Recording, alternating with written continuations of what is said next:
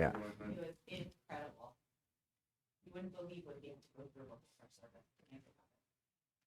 All righty. Shabbat Shalom, everyone. Shabbat Shalom. Boker Tov, Shabbat Shalom. So good to be learning with you this morning. In a minute, we're going to say Birkat Torah, but first I just want to thank our very dear friend and neighbor and teacher and colleague, Sharon Cohn-Anisfeld, for joining us. As you all know, Sharon is the president of Hebrew College, our neighbor, and as you all know, for many years, Sharon was the dean of the rabbinical program at Hebrew College. And what we need now, is not only an honest conversation about the divisions that the letter laid bare, and Sharon's going to be awesome on that front, but also we need healing and understanding so that we can heal our world, our divided world. So let's thank God for the gift of learning Torah together. Baruch atah Adonai Eloheinu melech haolam, asher קידשנו במצוותיו וציוונו לעסוק בדברי תורה. והערב נא אדוני אלוהינו את דברי תורתך בפינו ובפי עמך בית ישראל. ונהיה אנחנו וצאצאינו וצאצאי עמך בית ישראל. כולנו יראי שמך ולומדי תורתך לשמה. ברוך אתה אדוני המלמד תורה לעמו ישראל. ברוך אתה אדוני אלוהינו מלך העולם, אשר בחר בנו מכל העמים ונתן לנו את תורתו. ברוך אתה אדוני נותן התורה. So, Boker Tov, everybody, Shabbat Shalom, and again, Sharon, a deep thank you. I want to just start with an observation, Sharon, and a question. I've been to 2 Hebrew College ordinations, one for our beloved colleague Elisa Berger, who is in Denver with Solomon visiting her family, and the other for our very dear friend Jevon Eagle. And I just want to start with this observation that what you do at the Hebrew College ordination is just truly a remarkable rabbinical feat. In 4 minutes, you talk to every rabbinical student who is graduating, who's getting ordained, and in 4 minutes, you talk very personally about each one in a way that lets them and all of us know that you really get them. You get their core humanity. You then bring in a text, a biblical text, a rabbinic text, a Hasidic text, a Midrashic text, some sacred text. You then make us laugh and you make us cry. You have a sense of humor and you move us, and that's in 4 minutes. And then you do it again and again. And just as a professional matter, my hat's off to you. I couldn't do that. I don't know how you do it. But here's the point. This is why I bring this up now. You clearly know your rabbinical students deeply and intimately. So here's our question I'd like to begin. Were you surprised by the letter, or were you expecting it? Did it confirm or disrupt your expectations? Could you just step back with us and tell us the story of the letter as you experienced it? Sure. Thank you so much. And first, Wes, I want to say a special thanks to you. I don't need to tell all of you what a special leadership you have here in this congregation, but I will just say that I think so. You're talking about my brachot and ordination, so I'll talk about what happened yesterday afternoon just for a second and say that I reached out to Wes to express my concern about what's going on and about his email. And the very first thing Wes did was, first of all, to immediately respond and say, call me. And then when I called him, the first thing he said was, where are you? Let's get together, panim el panim, face to face for a conversation. And Wes and Michelle both came and we sat and talked. And to me, that is right there, the model of what we all need to be doing. You will talk later about healing the divide, but I just want to say that with belev malei toda, really heart full of thanks and kavod. So, Thank you.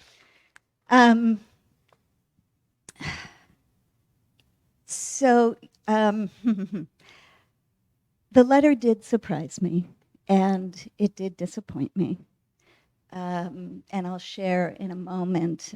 Wes and Michelle have asked me to share the letter that I wrote to our students, to our entire student and faculty community last week.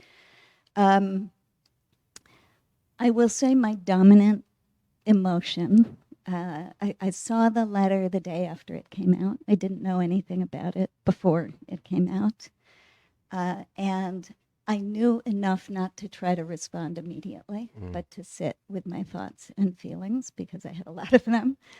And my dominant emotion, I have to say, as I was reflecting on it, was really deep, deep sorrow. And I honestly, I'm not saying this for anybody to feel sorry for me, but I spent much of last Shabbat really walking and crying and davening and just feeling deep sorrow. And there are many layers to that sorrow, but to try to put a point on it, I think what I was reflecting on is over the last 40 years. It's been about 40 years that I have been sort of working in the space of progressive Zionism, of trying to articulate a vision of Zionism that is both deeply filled with Ahavat Torah, with love, with Ahavat Yisrael, with love of the Jewish people and of Israel, and also deeply filled with a kind of universalism and concern for all humanity and for the human and civil rights of Palestinians. And the deep sorrow is that that space, the space for holding that kind of complexity, feels like it's gotten narrower and narrower and narrower. That the reality on the ground in Israel and the Palestinian territories has gotten more entrenched and difficult. That the reality in North America, in terms of political discourse, has gotten hardened. Most painfully to me, that the discourse within our own Jewish community has gotten more divided and toxic, and that hearts have hardened. So all of that. So I feel all of those layers of sorrow.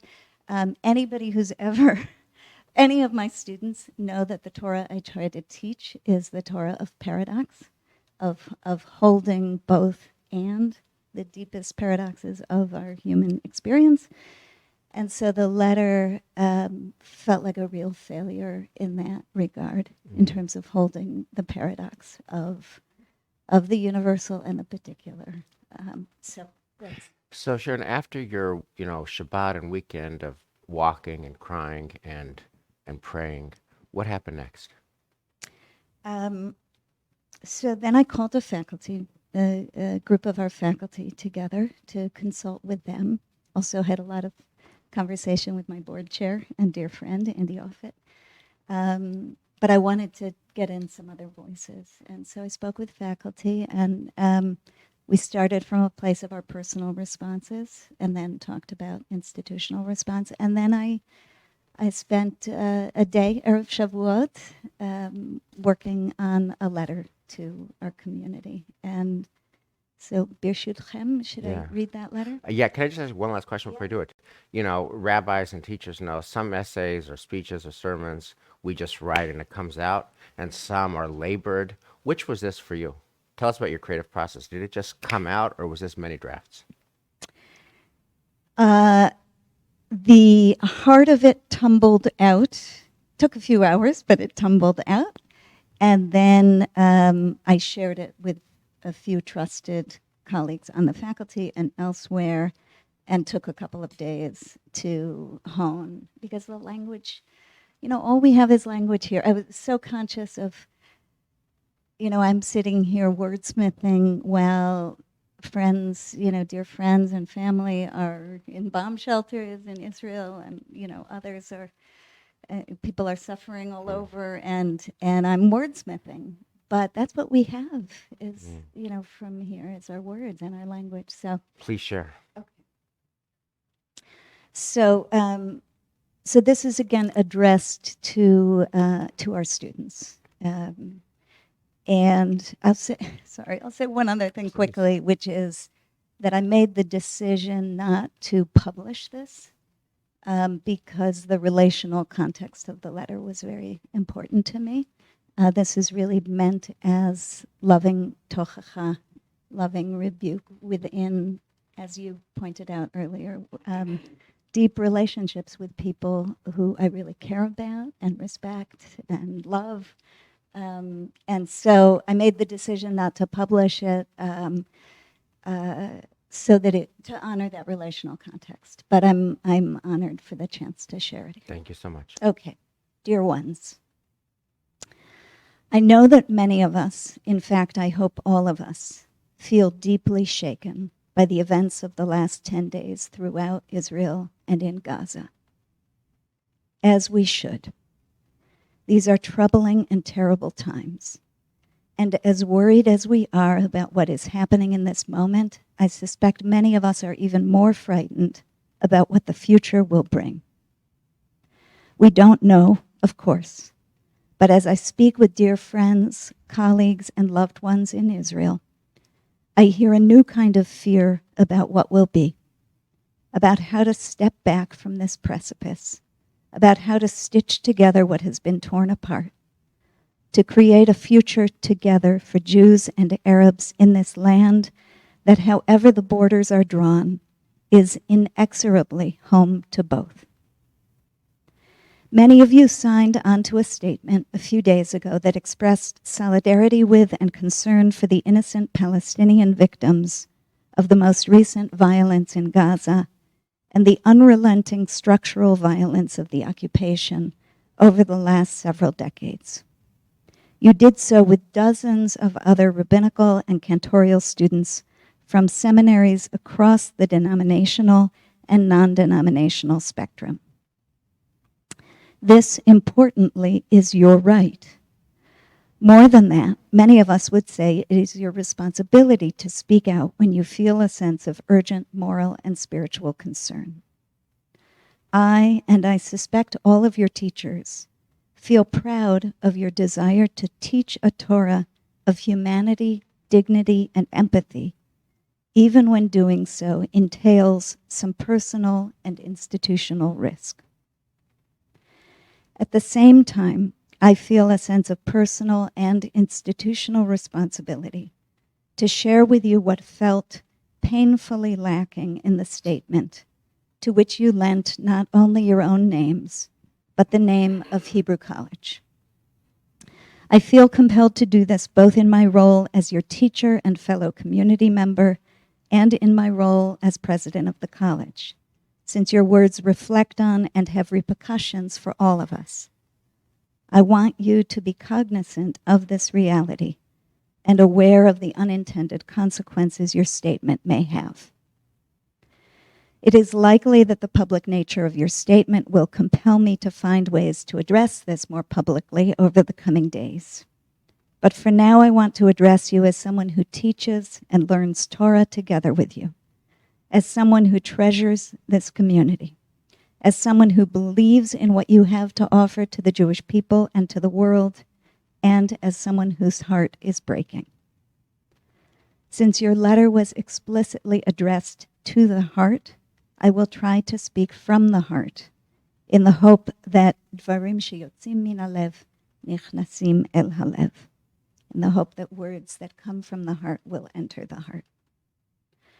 I heard in what you wrote a sincere attempt to choose your words thoughtfully, to ground yourselves in Torah, and to be both loving and brave. I heard a sense of anguish and urgency about the tragic toll of this conflict, disproportionately for Palestinian and human and civil rights, for Palestinian lives, a sense of anguish and urgency that I share. What I did not hear, and was longing to hear, was a deeper sense of Ahavat Yisrael and a deeper sense of anava, of humility. Both are qualities that feel essential to me in our sacred work as Jewish leaders. So let me try to say a few words about each. Ahavat Yisrael. This is such a tricky concept in our time, and one that has sadly been weaponized or at least overly politicized in many pockets of our Jewish world. For that reason, I hesitate to use it, but it is an important spiritual category to me and to us.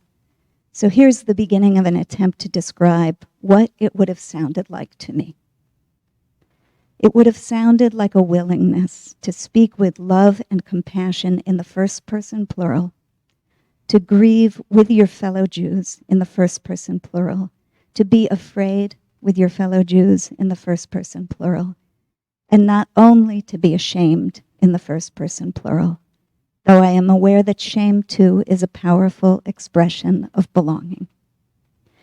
It would have sounded like a willingness to acknowledge that anti-Semitism is an ongoing reality, that there are those, sadly, in the Middle East and around the world who seek to harm, demean, or destroy us because we are Jews. It would have sounded like a willingness to affirm the dignity and sanctity of all human life, and at the same time hold a special place in your heart for the Jewish people you have dedicated your life to serving.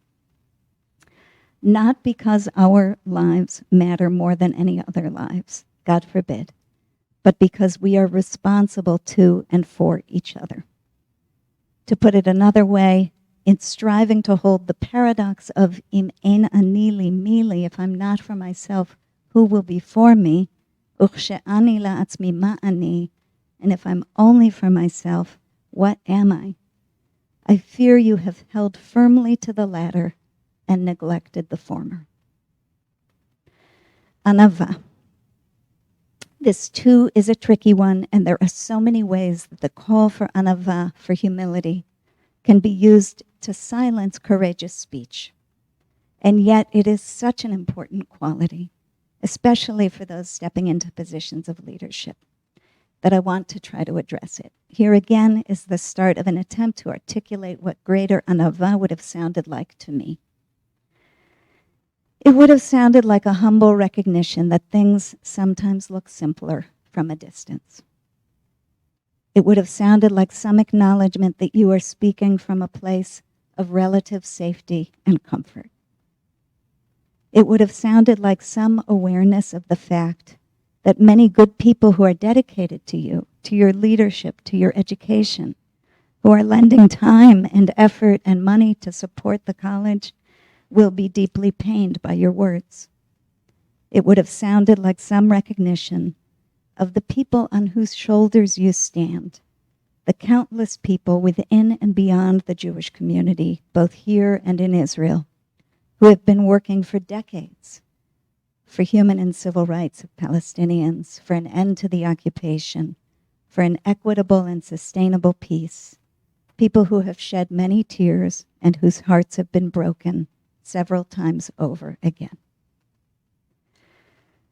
I'll skip just a couple that it's getting long. So I offer this with deep faith in our ability to continue to work together to hold the complexity of these conversations with respect, courage, humility, and love, and to hold each other's humanity in our aching hearts.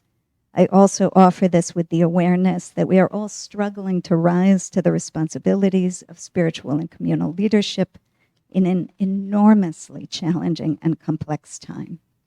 We need to have compassion for ourselves and for each other. Meanwhile, I want to leave you with an image that my dear friend and colleague, Rabbi Tamar Elad Applebaum, shared with me in our email exchange last Saturday night.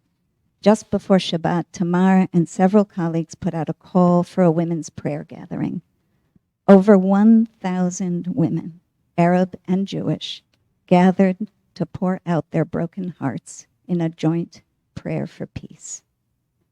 May our prayers meet theirs, and may they rise up together.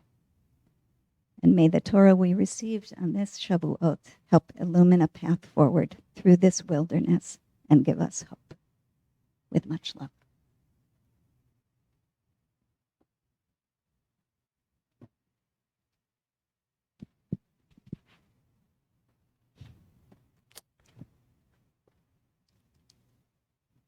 I want to, of course, invite you in a minute to share how that was received by the people to whom you sent it. But I wanted some silence for all of us to absorb it. And then I wanted to invite my dear colleagues here, with whom I just love walking through life. Just love you guys so much. Just love you guys so much. I wanted to invite you, when you're ready, to share your reactions to Sharon's letter.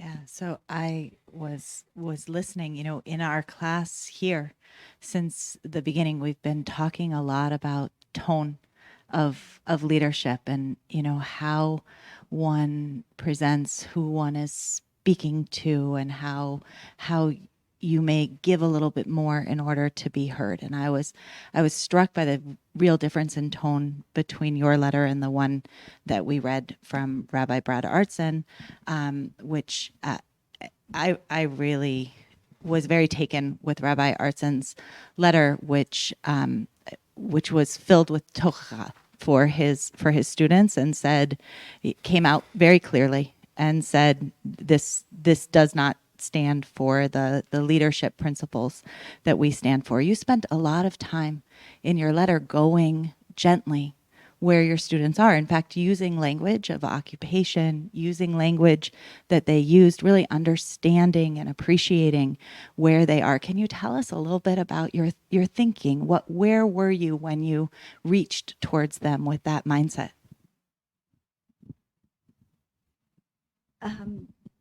Yes, and I also just want to say I'm very eager, genuinely, to hear your own response. All of it, as Wes said, but I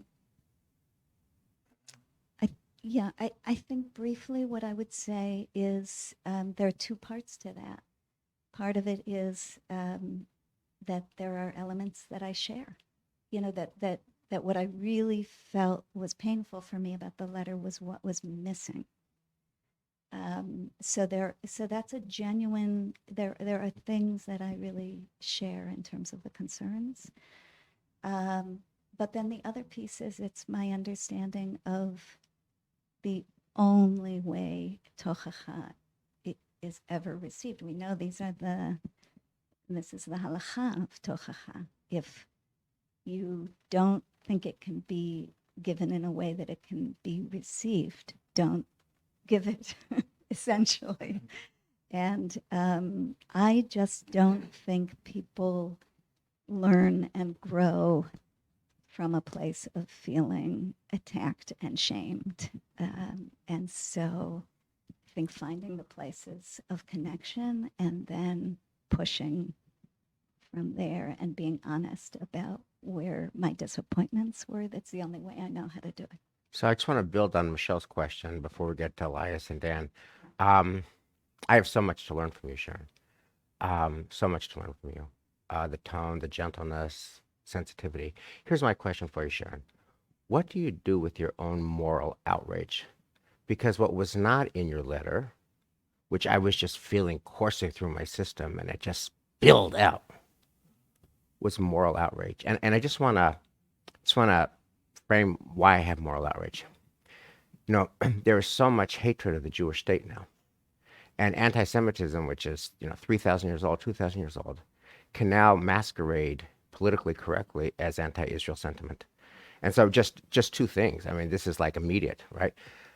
I talked to a colleague of a congregant of ours who's at MIT business school, and he shared that MIT had a petition condemning Israel for genocide, for ethnic cleansing, for war crimes, all of which goes without saying, scurrilously, outlandishly, flagrantly, not only false allegations, but just pure Jew hatred petition at MIT, and it received 500 signatures, okay? Second, Monday night, Cambridge has a BDS petition against Israel, and just to give you a flavor of how outrageous that is, I mean, if you listen to the New Yorker radio hours, fabulous hour on the fact that in China, there's actually mamish concentration camps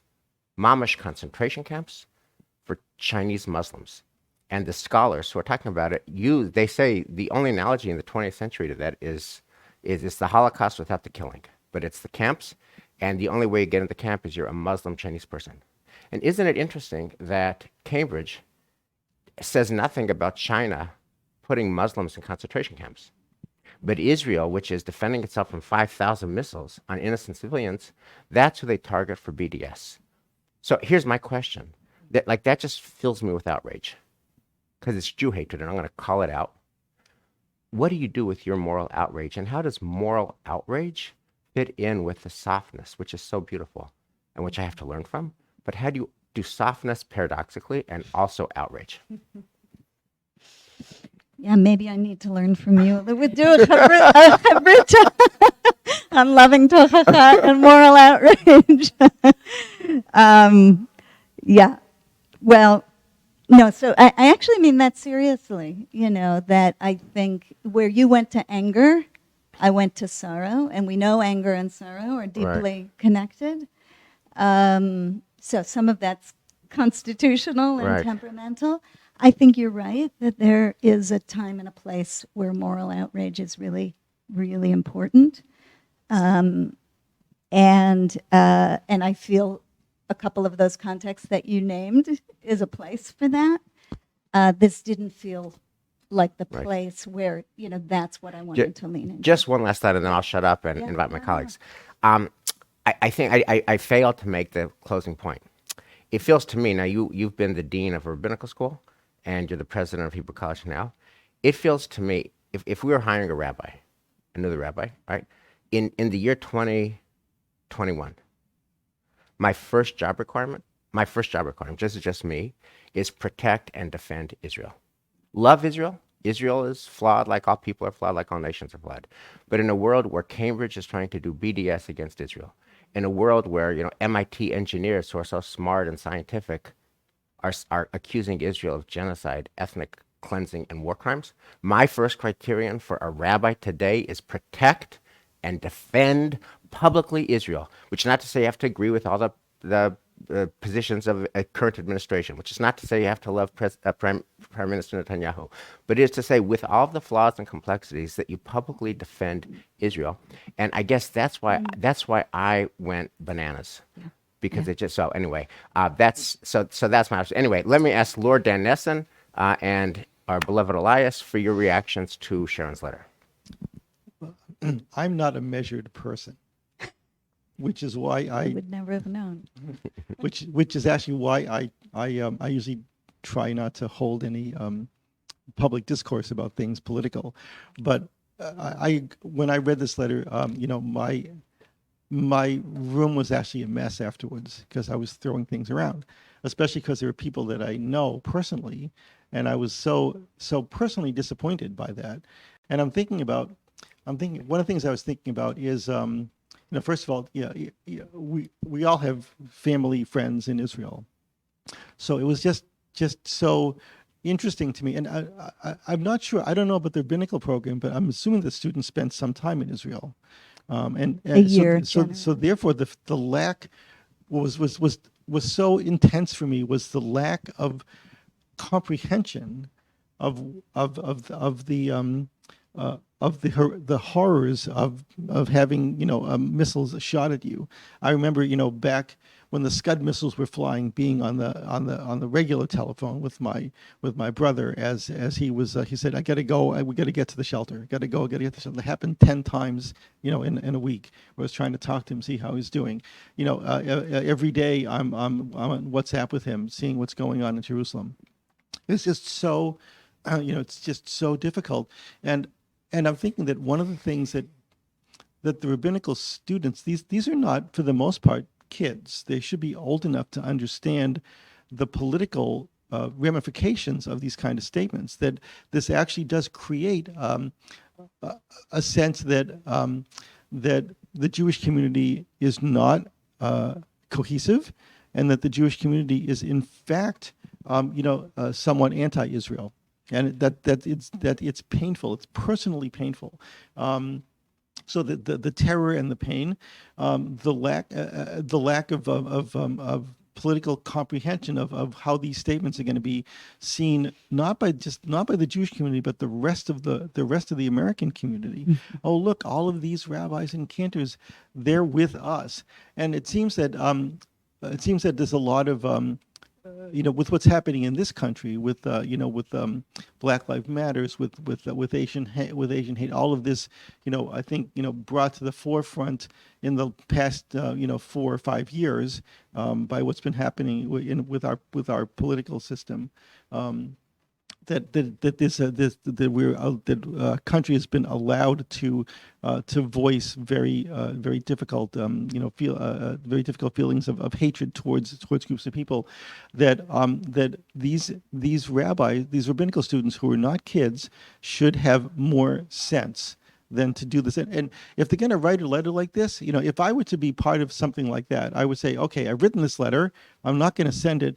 Let me talk to some people who have more measured experience. Let me talk to a rabbi, a professor, a cantor, somebody who who has been on the pulpit for 20 years, who understands this, someone who lives in Israel, who understands this. Before I send this, I really want to think about that. So that was what I've been thinking, and it's just like, to me, it's just it was just a very difficult thing to see, that the people that really should know better promulgated this. They're Dan, living in the they're living in the American experience. Right. They're not living in the Israeli experience. Thank you, Dan. Yeah, Thank you so sorry, I much. talked too So long. no, you're perfect. You're always perfect. Elias would love your words, and then when you're done, Elias, Shen, I'm going to ask you how your students received your letter and what has happened since then. So thank you. Such an honor to have you here, and you, such a Elias. pleasure. And I just wanted to finish the Talmud class. Once you finish your letter, there was nothing else to say. Anyway, so let me give you a little background about my own Jewish experience. So people know that I have a very different experience because I grew up in Argentina and I spent the first 30 years of my life down there. And what people don't know usually that I have to clarify is that I'm not an American born, because my accent is so perfect that nobody can tell that I'm not from here. But, thank you for reminding me to clarify that. Anyways, so I experienced firsthand anti-Semitism my whole life, my entire life since I was a kid.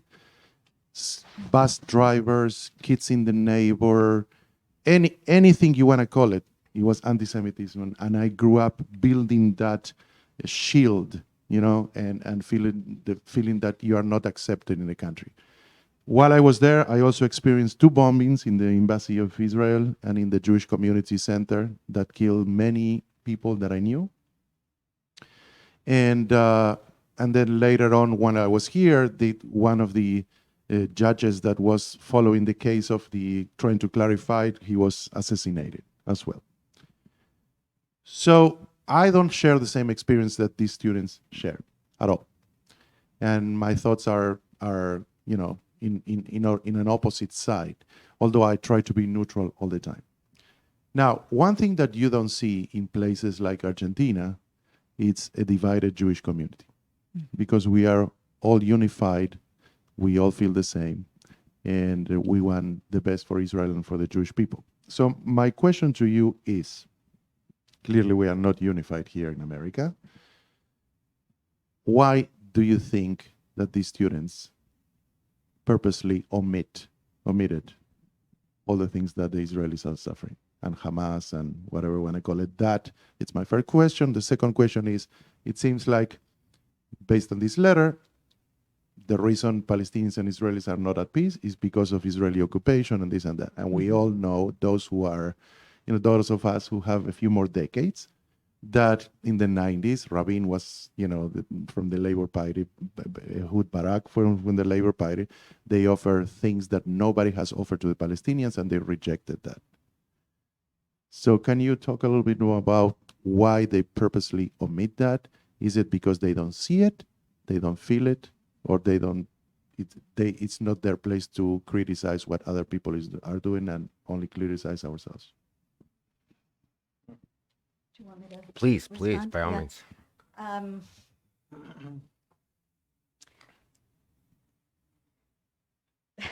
There's so much here. Those are such important questions.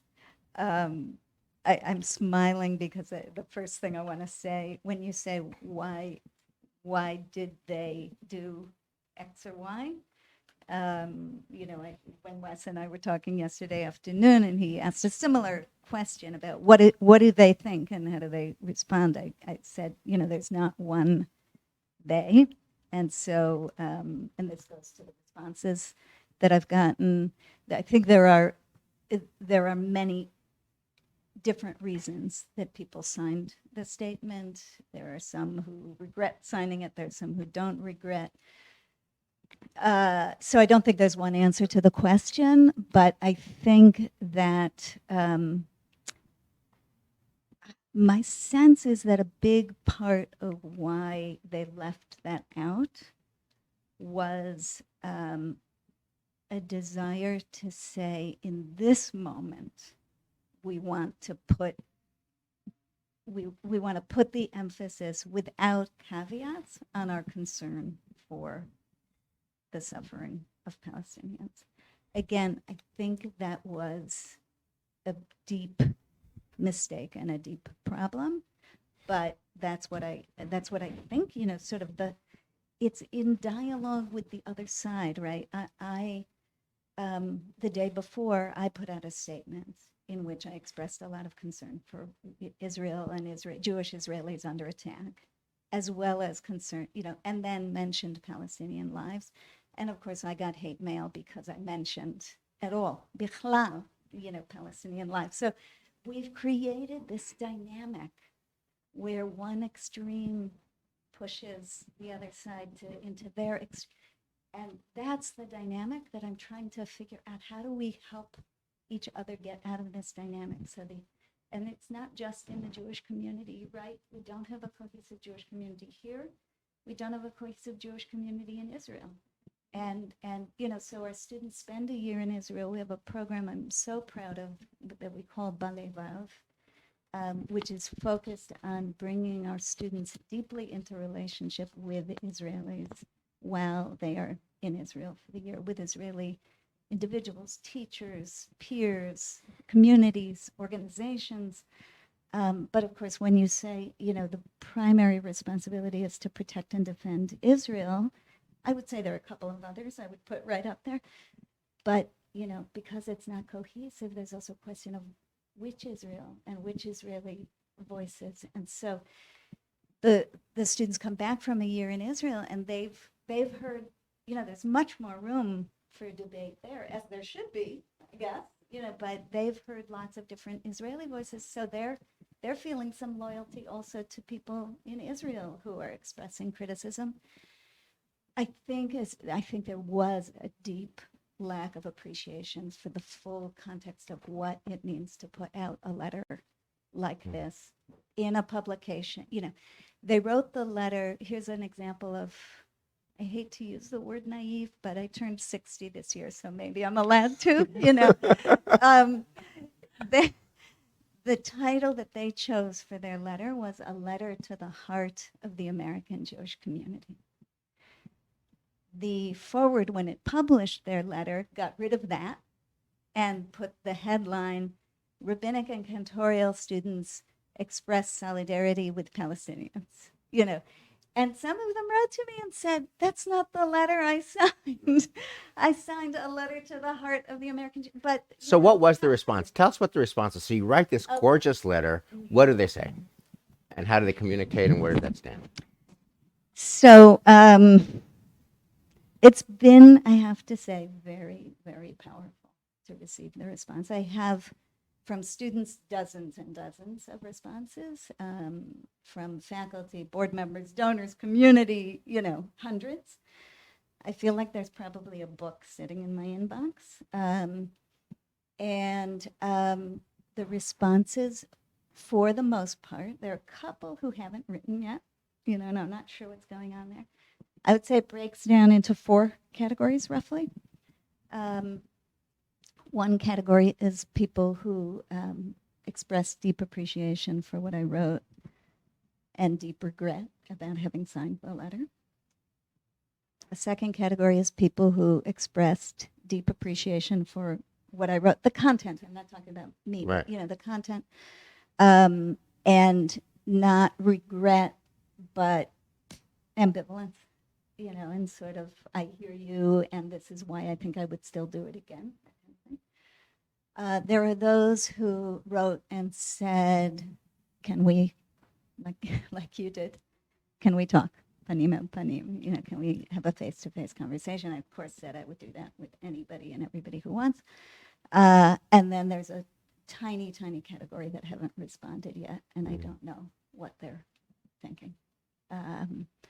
So I think it runs the full gamut, and the responses have, again, this is what gives me a little bit of hope alongside, some of the hate mail I've received. The responses felt honest, searching, introspective, self-reflective, and this is a long haul. This is a lifetime. I mean, I've been having these conversations for 40 years. And so I'm very aware that this is a particular moment in time. Yeah. Yeah. Okay, I want to talk about, double click on this moment in time, and I want to put the Jewish conversation, as we discussed yesterday, in the broader context of our American conversation. It is tragic and true that our country is just broken at the core, just completely broken at the core. If I say January 6th, millions of Americans will say insurrection, mob riot, an attempted fascism takeover of our democracy, anti-democratic, violent, horrible, one of the worst days in the history of our country. Confederate flags closer to the Capitol on January 6, 2021 than it was from 1861 to 1865. Just horrific day. If you ask millions of other Americans, they'll say January 6th equals 1776. January 6th is patriotism. January 6th is restoring the proper victor of the election. And that's just so broken at the core that, and this is obvious, anyone who reads the paper knows this. I mean, Congress can't even decide whether, to investigate, because it's just January 6th, because it's just there's two different countries in our country, at least, and they can't connect. Yeah. Okay. Here's my question. How do we heal our divide within the Jewish community? Yeah. So that doesn't happen to the Jewish people?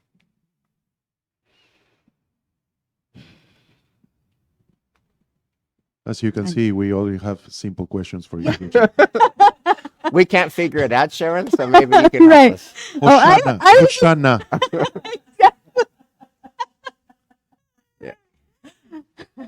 Well, our friend Rav Claudia Kramen, who I was davening with her on Shavuot morning, she gave a beautiful vort at the moment in the hollow that we move from Zeh Yom Aseh Adonai Nagila v'nismacha bo, like, let's just give thanks and rejoice in this day and this moment. And then she said, and then we go from there in an instant to Ana Adonai Hoshiana. God help us. We're in such trouble. So, both. Anyway, Wes, I mean, this is the thing that keeps me up.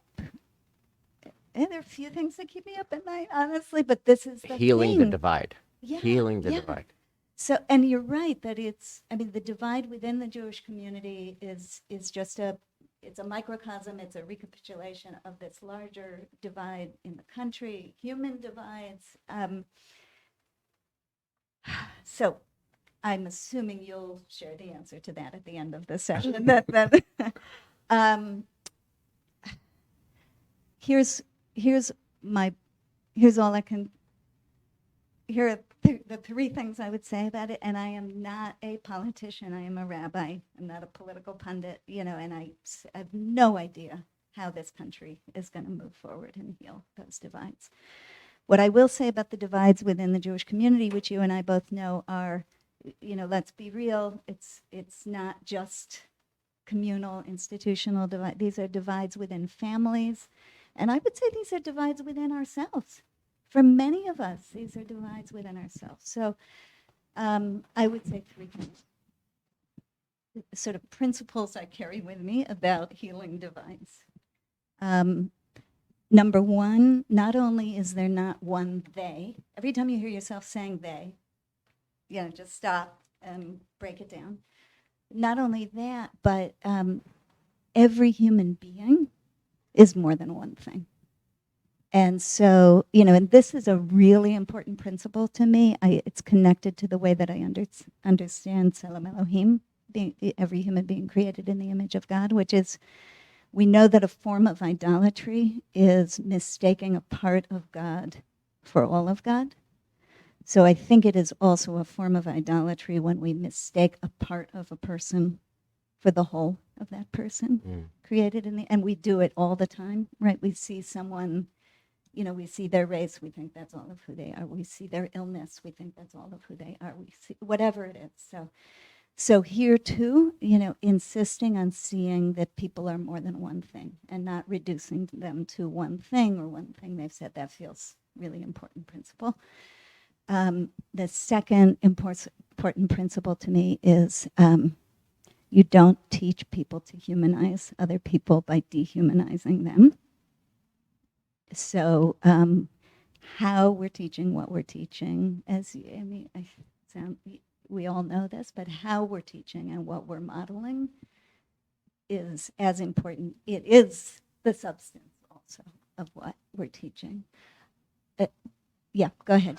Are you given those three categories? Are you hopeful? Oh, it's two. Sorry. I have a So third so that's rich. very Please, important, and it please, goes. please, This is like deeply, please. from my child. The third is stay in relationship. Stay. This is, I could do a rant against cancel culture, which is the opposite of that. But I could also talk about it again within our own community, within our own families. Anytime now it doesn't mean, sometimes we have to take a break from a conversation, but don't walk away from the relationships that are most important to us. And to me, that's relationship with the Jewish community. So let me see if I got this. Yep. The three principles. Principle one is people contain multitudes. People Yep. are multitudes. Yep. And to appreciate the complexity and the layers of any human being. Yeah. Number two, don't confuse one particular presenting item or opinion or deed as the whole person. There's a whole person there. That's number one. That's still number one. That's still Okay. number one. Okay. Number two is don't try to teach people to humanize others by dehumanizing them. others. Don't humanize others by dehumanizing others. Right. So in other words, don't speak Practice about what you preach, I guess. Okay. Yeah. And in the context of this war, it would be So I want So my can- students to humanize. Can I double click on that, as Yeah, Wes yeah. would say?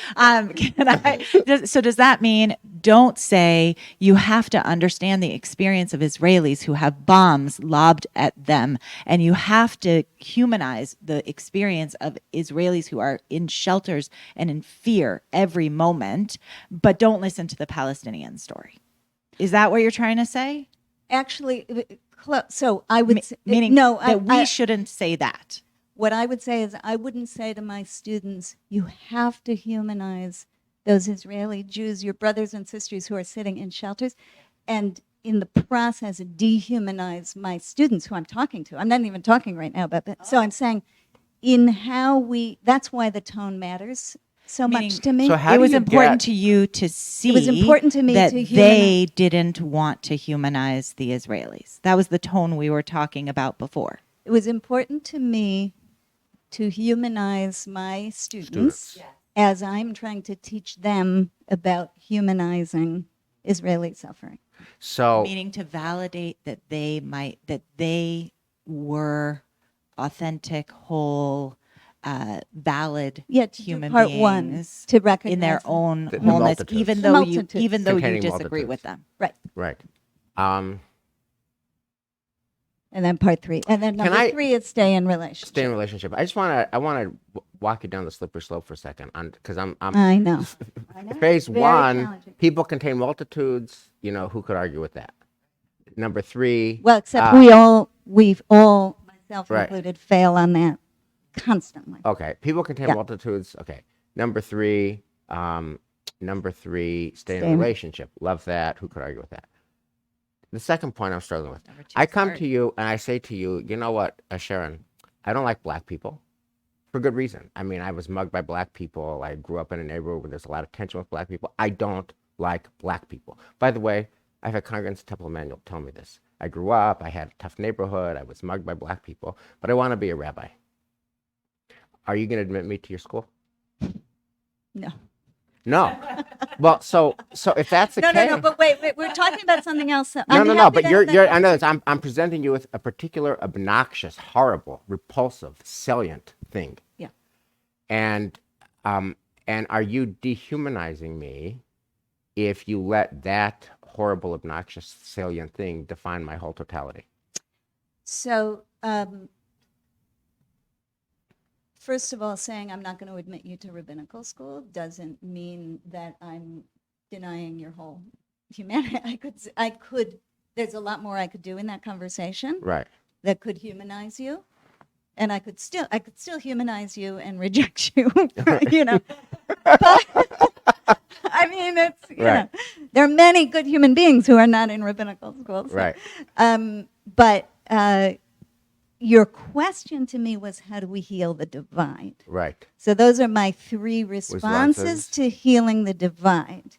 Okay. Now you're asking a different question: is how do we heal the divide and still stand on firm moral ground, right? And I think that's what we're all wrestling with: is how do we not be wishy-washy and at the same time hold complexity, you know. So we're going to close because we're out of time now. But here's an offer that Michelle and I talked about yesterday. The Mishnah says, don't try to appease somebody in the moment of their anger or comfort them when their dead lies before them, and emotions are high and raw now. But in the fullness of time, when there's been some healing, Michelle and I, and I'm sure Elisa as well, would love and Dan, Elias, the whole clergy team here.